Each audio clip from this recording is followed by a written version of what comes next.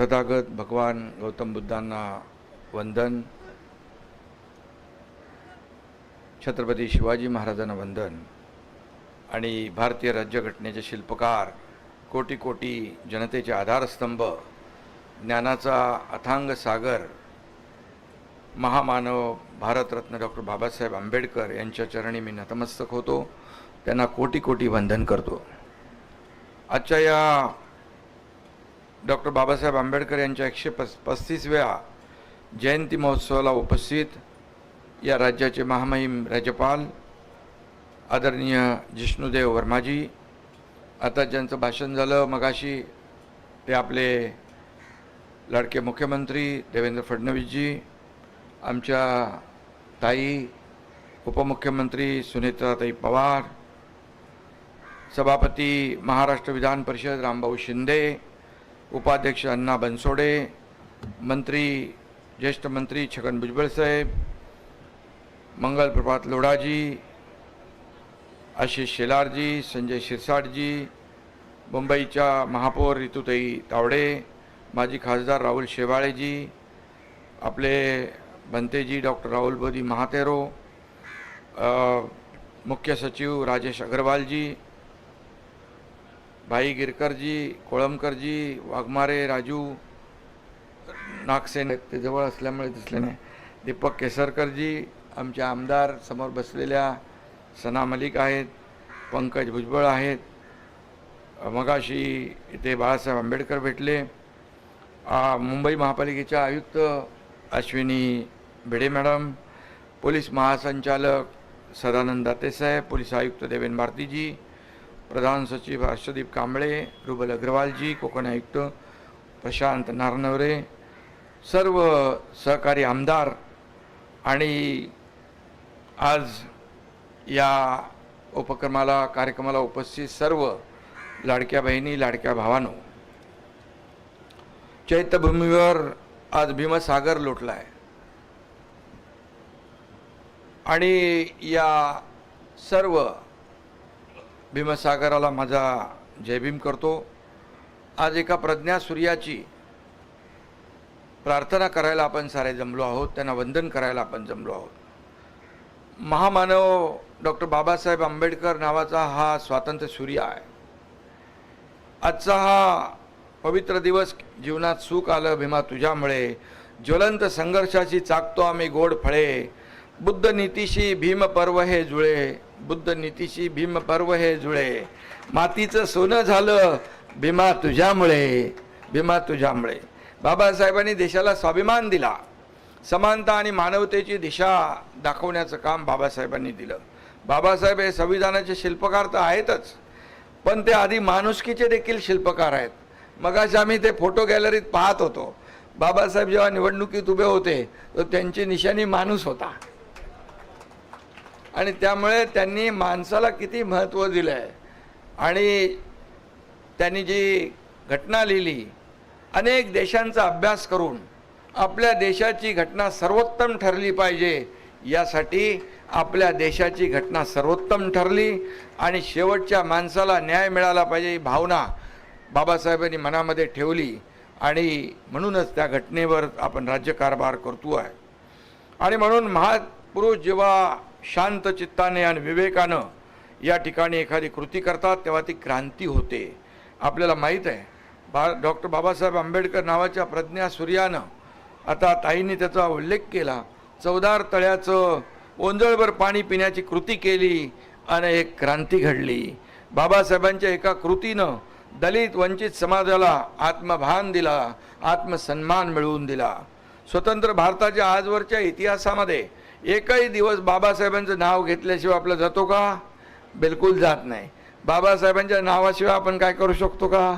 काही नाही. आणि म्हणून आज आपल्या देशाची लोकशाही जी या भक्कम पायावर उभी आहे, तो पाया बाबासाहेबांनी रचला आहे घटनेच्या माध्यमातून. आणि म्हणून बाबासाहेबांनी दिलेलं संविधान हाच आपला राष्ट्रधर्म आहे. डॉक्टर बाबासाहेबांच्या संविधानाचा खरा सन्मान केला तो देशाचे आदरणीय प्रधानमंत्री नरेंद्र मोदीजींनी. देशाचे प्रधानमंत्रीजींनी आज आपण संविधान दिन साजरा करू लागलो, हे पहिल्यांदा घडलेलं आहे. 2015 पासून हा देशाचा संविधान दिन आपण सुरू केला. आणि म्हणून आम्ही जे काही इथे खुर्चीवर बसलेलो आहोत, राज्याच्या हिताची शपथ घेतली, ती फक्त मंत्रिपदाची नव्हती, तर ती संविधानाची शपथ होती. आणि प्रत्येकाने मनात एकच प्रश्न विचारला पाहिजे की आपण ज्या ठिकाणी आहोत ते कुणामुळे आहोत. एक आदिवासी भगिनी राष्ट्रपती होऊ शकते, एक सामान्य कुटुंबातला परिवारातला व्यक्तिमत्व या देशाचे प्रधानमंत्री होऊ शकतात. या ठिकाणी मी देखील आपल्या समोर आहे, एक शेतकरी कुटुंबातला, एक सर्वसामान्य शेतकरी कुटुंबाचा मुलगा या राज्याचा मुख्यमंत्री झाला, उपमुख्यमंत्री झाला, आणि आमच्या आता सुनेत्राताई उपमुख्यमंत्री झालेले आहेत. आणि म्हणून हे सारं घडलंय ते केवळ बाबासाहेबांच्या संविधानामुळे शक्य झालेलं आहे. आपली भीमाची लेख डॉक्टर ज्योतिताई वाघमारे या संसदेत पोचल्या, त्या देखील बाबासाहेबांच्या संविधानामुळे. आणि म्हणून आता तर लाडक्या बहिणींसाठी सुनेत्राताई 33% आरक्षण या ठिकाणी प्रधानमंत्री महोदयांनी तो निर्णय घेतला आहे लाडक्या बहिणींसाठी. आणि त्याचं मला वाटतं 16, 17, 18ला विशेष अधिवेशन आहे. आणि म्हणून महिलांना देखील आत्मसन्मान मिळाला पाहिजे, त्या आत्मनिर्भर झाल्या पाहिजेत, यासाठी सातत्याने प्रयत्न होत आहेत. आणि हा देखील आपल्या राज्यघटनेचाच एक भाग आहे. आणि म्हणून जगात अनेक ज्ञानी विचारवंत होऊन गेले, पण शोषित, दलित, पीडित, वंचित, गोरगरिबांसाठी त्यांचं किती ज्ञान कामी आलं हे याचा देखील अभ्यास करावा लागेल. पण बाबासाहेबांनी आपलं ज्ञान स्वतःसाठी वापरलं नाही, तर या तळागाळातल्या लोकांना सक्षम करण्यासाठी, त्यांना न्याय मिळवून देण्यासाठी त्यांनी आपलं पूर्ण ज्ञान खर्ची केलं. आणि म्हणून त्यांचा विचार हाच आमच्या सरकारचा DNA आहे, असं मी म्हटलं तर वावगं ठरणार नाही. आणि म्हणून स्वातंत्र्य, समता आणि बंधुता हा आमचा मंत्र आहे आणि तो कायम राहील, अशी ग्वाही या ठिकाणी मी आपल्याला देतो. बाबासाहेबांचं एक वाक्य माझ्या मनावर अतिशय कोरलेलं आहे, ते म्हणजे मनुष्य जन्माने नाही कर्माने महान ठरतो.